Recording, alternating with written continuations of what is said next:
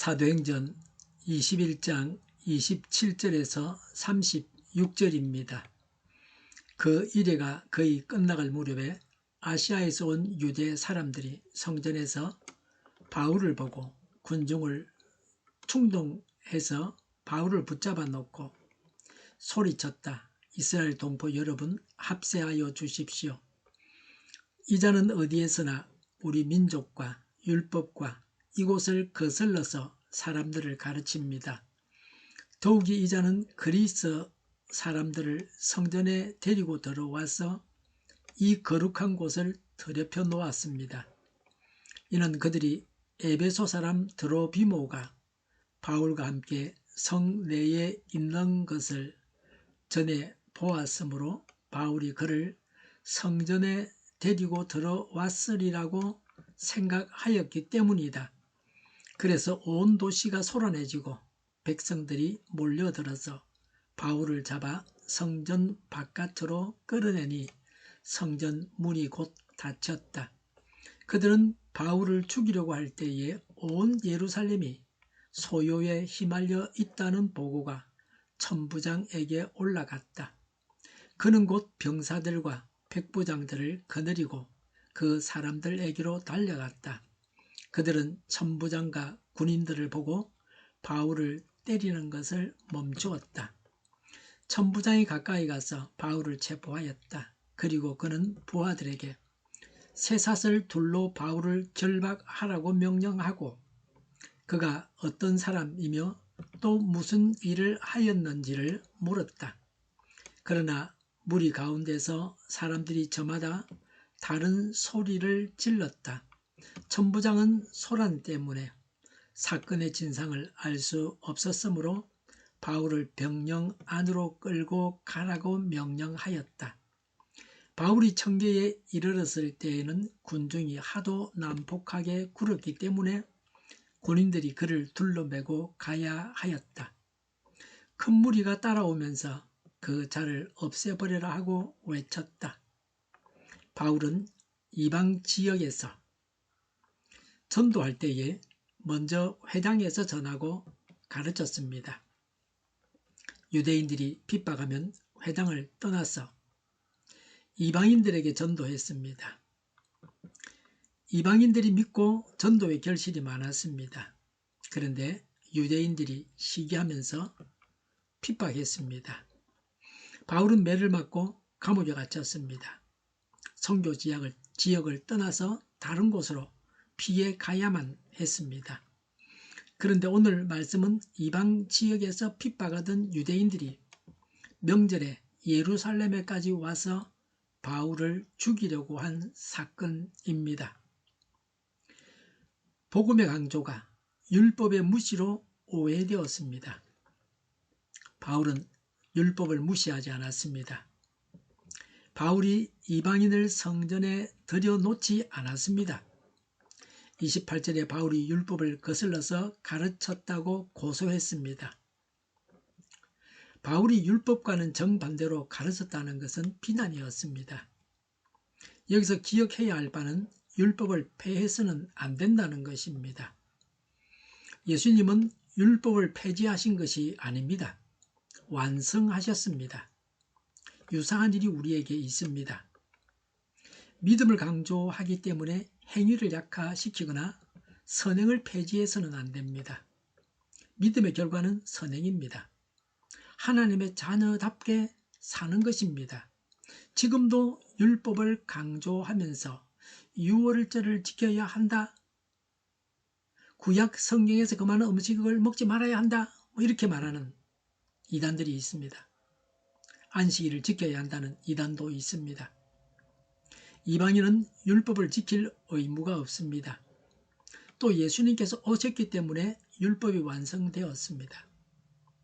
이방인은 물론이고 유대인들까지도 율법에 매여 살아서는 안 됩니다. 예수님이 오셨기 때문에 그전에는 율법만 있었지만 지금은 그 율법이 예수님이 오셔서 이제는 이전과는 그 지위가 달라졌습니다. 지금도 구약 성경에 있는 율법 이래 말할 수 있는 십계명은 지켜야 됩니다. 구약 말씀 중에 그대로 다 지켜야 하는 것이 있고 수정되거나 폐지된 것이 있습니다.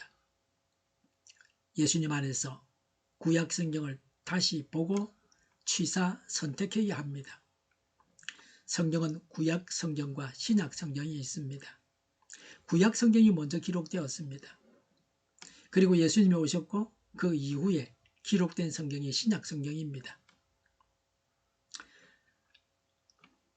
기록된 순서로는 구약이 먼저고 신약이 나중입니다.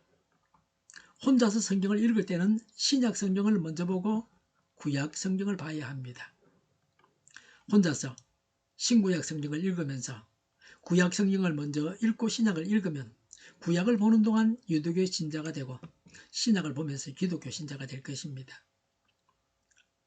그렇게 예수 믿은 사람들의 이야기들을 간혹 듣게 됩니다. 처음에는 먹지도 않고 돼지고기도 안 먹고 그러다가 신약이 와서 먹었다. 그렇죠. 유대인들은 예수님을 이단자로 몰아 죽였습니다. 그래서 바울에 대한 핍박도 근본적으로 예수님을 미워하기 때문에 바울이 예수님을 전했기 때문에 바울을 죽이려고 했습니다. 예수님을 미워해서 바울도 미워했습니다. 지금도 악한 마귀가 배후가 되어서 마귀가 시키는 대로 예수님을 미워해서 핍박합니다. 핍박은 이런 겁니다. 자기가 잘못해서 당하는 어려움은 아니고 예수님 때문에 당하는 어려움이 핍박입니다. 악한 영들이 개입되어 있습니다. 마귀를 대적해야 합니다. 여기서 바울이 당한 것이 핍박입니다. 우리가 핍박을 받고 있습니까?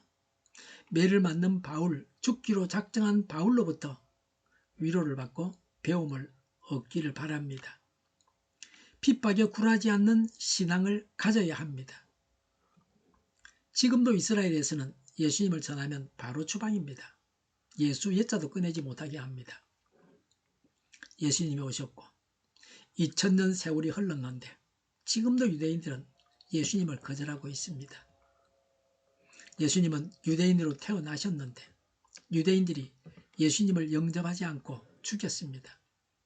지금도 이스라엘 나라에서는 예수님을 전하지 못하게 하고 있습니다. 바울이 당한 고난이 무슨 의미가 있습니까? 이 일로 인해서 바울은 로마에 가서 황제와 황제의 측근에게까지 복음을 전하게 됩니다.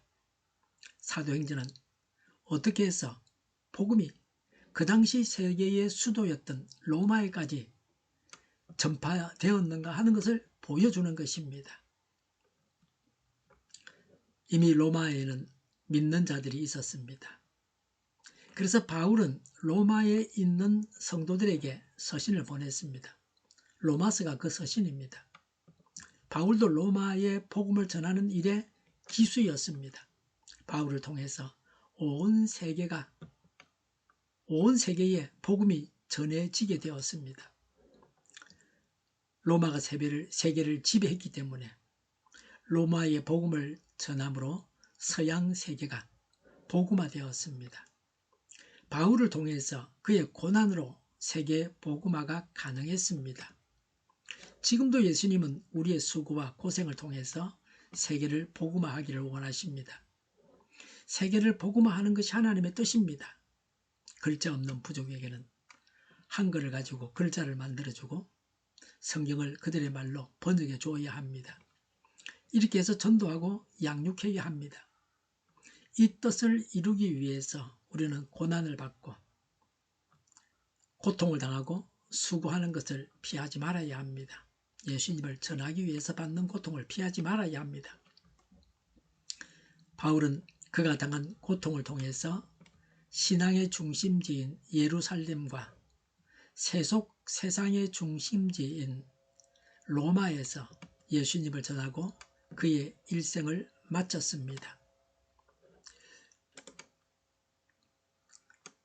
그는 하나님 안에서 아름다운 생을 살았습니다. 하늘나라의 상급을 쌓는 자가 되었습니다. 우리도 바울과 같이 해야 합니다. 우리를 통해서 복음이 전 세계에 전해지고 하나님 나라가 확장되어야 합니다. 예수님을 전하고 가르치시기 바랍니다. 지금도 예수님을 전하고 가르치기 위해서 스스로 고난을 받으시기 바랍니다. 기도하겠습니다. 고난을 당해도 예수님을 전하고 가르치기를 원합니다. 전도와 양육의 열매가 풍성하게 하옵소서. 저희를 불쌍히 여겨 주옵소서. 저희를 악에서 구하옵소서. 하나님의 뜻이 이 땅에서도 이루어지게 하옵소서. 저희의 간구에 응답하여 주옵소서. 기도하기를 쉬지 않게 하옵소서. 저희의 필요를 채워 주시옵소서. 오늘도 차고 넘치는 복된 삶을 살게 하옵소서. 감사와 찬양을 하나님께 돌려드리며 예수님의 이름으로 기도드립니다. 아멘.